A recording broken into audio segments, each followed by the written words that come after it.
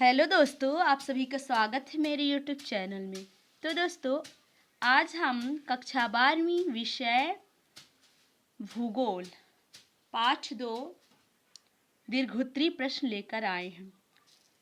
प्रश्न नंबर 1 है, विकसित और विकासशील देशों में जनसंख्या के अंतर का कारण बताइए। दोस्तों, सबसे पहले विकसित और विकासशील किसे कहते हैं? कौन कौन से ऐसे देश हैं जो विकसित हैं और विकासशील देश हैं? विकसित देश।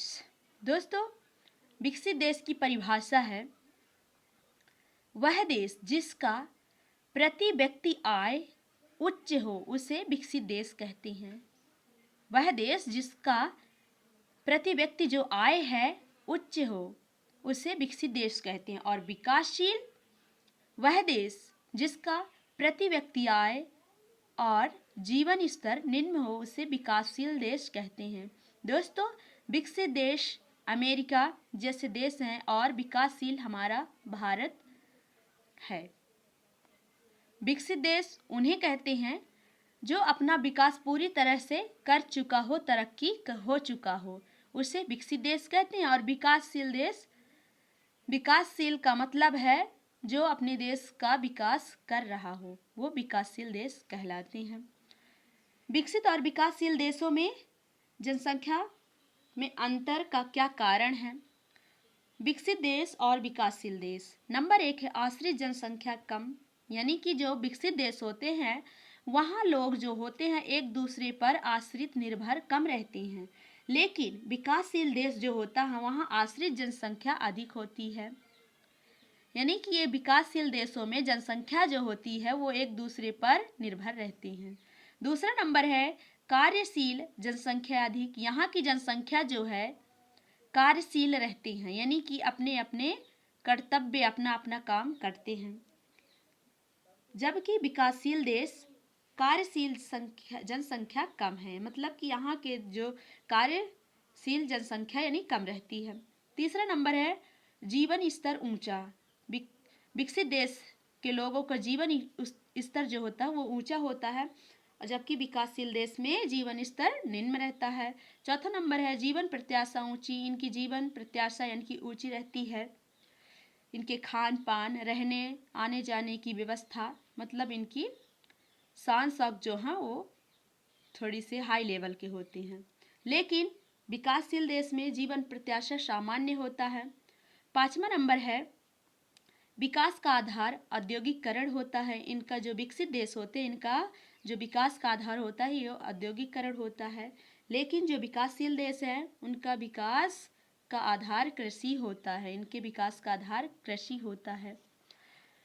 प्रश्न नंबर दूसरा है विश्व में घनी जनसंख्या वाले क्षेत्रों को बताइए, उनके कारणों का संक्षेप में वर्णन कीजिए।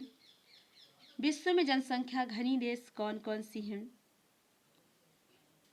विश्व में घनी जनसंख्या, विश्व में घनी जनसंख्या वाले क्षेत्र में दक्षिण पूर्वी एशिया, उत्तर पूर्वी संयुक्त राज्य अमेरिका, दक्षिण पूर्वी एशिया आता और उत्तर पूर्वी संयुक्त राज्य अमेरिका, पश्चिम तथा मध्यवर्ती यूरोप मुख्य हैं। घनी जनसंख्या के क्या कारण होते हैं? नंबर 1 है दक्षिण पूर्वी एशिया। दक्षिण पूर्वी एशिया में पहला नंबर है उष्ण आर्द्र मानसूनी जलवायु, विस्तृत नदी मैदान, उपजाऊ मिट्टी। यहाँ कैसी मिट्टी पाई जाती है? उपजाऊ मिट्टी। दूसरा सिंचाई एवं कृषि की अधिकता, और यहाँ सबसे ज़्यादा कृषि होता है और पानी की सुविधा भी अच्छा है। तीसरा है बहुपोषित चावल का उत्पादन, यानी बहुत ज़्यादा मात्रा में यहाँ चावल का उत्पादन किया जाता है, कृषि की जाती है धान की। चौथा नंबर है खनिजों की उपलब्धि, और यहाँ खनिज की उपलब्धि यानी खनिज भी बहुत ज़्यादा पाए जाते हैं। पाँचवा नंबर है मत्स्य विकास, यानी कि यहाँ मछली पालन भी होता है। दूसरा है उत्तर पूर्वी संयुक्त राज्य अमेरिका। तीसरा है पश्चिमी तथा मध्यवर्ती यूरोप। नंबर 1 है समशीतोष्ण स्वास्थ्यवर्धक जलवायु। यहाँ कैसी है? मध्यवर्ती यूरोप में समशीतोष्ण और स्वास्थ्यवर्धक जलवायु है। वाणिज्य उद्योग और व्यापार की प्रगति भी कहाँ होती है? पश्चिमी मध्य यूरोप में। तीसरा है उन्नत एवं मिश्रित कृषि, यहाँ उन्नत और मिश्रित कृषि की जाती है। चौथा वैज्ञानिक विकास, पांचवा खनिज की बहुलता, छठवां तीव्र औद्योगिकरण और सातवां है उच्च जीवन स्तर। यहाँ के लोगों का जो जीवन है वो उच्च जीवन स्तर है। प्रश्न नंबर 3 है, देश के आर्थिक विकास पर जनसंख्या वृद्धि के प्रभावों का वर्णन कीजिए। देश के जो आर्थिक विकास में जनसंख्या वृद्धि के प्रभाव कौन कौन से हैं? उत्तर है, जनसंख्या की तीव्र वृद्धि का देश है आर्थिक विकास पर बहुत प्रभाव पड़ रहा है। तेजी से बढ़ती जनसंख्या अनेक समस्या को जन्म दे रही है। जो तेजी से आजकल जनसंख्या बढ़ रही है वो कई तरह की समस्याओं को जन्म दे रही है। इसके प्रमुख प्रभाव इस प्रकार हैं। पहला नंबर है बेरोजगारी की समस्या। बेरोजगारी की समस्या जो है वह बढ़ती हुई आबादी को रोजगार देना संभव नहीं हो पा रहा है, जिससे आर्थिक, सामाजिक और राजनैतिक समस्याएं जन्म ले रही हैं।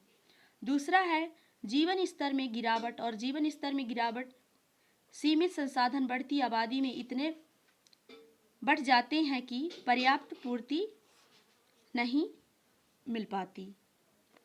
यहाँ जो संसाधन हैं वो सीमित यानी कम हैं और आबादी में इतने बढ़ जाते हैं, यानी कि यहाँ की जो जनसंख्या है वो सबसे ज़्यादा है, पर्याप्त पूर्ति नहीं हो पाती, यानी सबको समान व्यवस्था नहीं मिल पाती, सबको समान संसाधन नहीं मिल पाते, जीवन स्तर में गिरावट आ जाती है। तीसरा है शिक्षा और स्वास्थ्य। बढ़ती आबादी के लिए शिक्षा और स्वास्थ्य की पर्याप्त पूर्ति संभव नहीं हो पाती, यानी कि यहाँ इतनी ज़्यादा जनसंख्या है कि जो बढ़ती आबादी है तो वहाँ शिक्षा और स्वास्थ्य का बराबर सबको लाभ नहीं मिल पाता। चौथा नंबर है गंदगी का विकास। नगरों में अप्रत्याशित आबादी का विकास अनेक असुविधाओं को जन्म देता है। सघन बस्तियां, सीमित आवास के कारण गंदगी तेजी से बढ़ रही है। पांचवा है कृषि भूमि पर दबाव। प्रति व्यक्ति भूमि कम हो रही है, उत्पादन घट रहा है, यानी प्रति व्यक्ति लोगों को जब जनसंख्या बढ़ रही है तो यहाँ भूमि की कमी हो रही है और उत्पादन घट रहा है।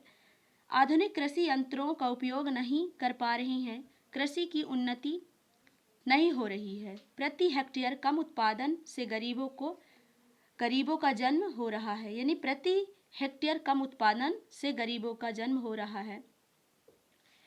छठवां नंबर है संसाधन का तीव्र शोषण। प्राकृतिक संसाधनों का उपयोग तेजी से बढ़ रहा है, लोग अधिक और संसाधन सीमित होते जा रहे हैं, यानी जनसंख्या सबसे ज़्यादा है और जो संसाधन है वो कम है। इससे मकान, भोजन आदि की समस्याएं बढ़ रही हैं। सातवां प्रदूषण का खतरा। प्रदूषण का क्या खतरा है? जब जनसंख्या बढ़ेगी तो प्रदूषण भी तो होंगे। तीव्र जनसंख्या वृद्धि के कारण नगरों में जल, वायु, भूमि सभी प्रदूषित हो रहे हैं। इसका स्वास्थ्य पर बुरा प्रभाव पड़ रहा है। ध्वनि प्रदूषण भी तेजी से स्वास्थ्य को प्रभावित कर रहा है। और आठवां नंबर है तीव्र जनसंख्या वृद्धि से राष्ट्रीय आय में कमी आ रही है। इससे विकास कार्यक्रम प्रभावित हो रहे हैं। जब जनसंख्या बढ़ रही है तो राष्ट्रीय आय में कमी आ रही, इसलिए जो विकास कार्यक्रम है वह बहुत ज़्यादा प्रभावित हो रहा है।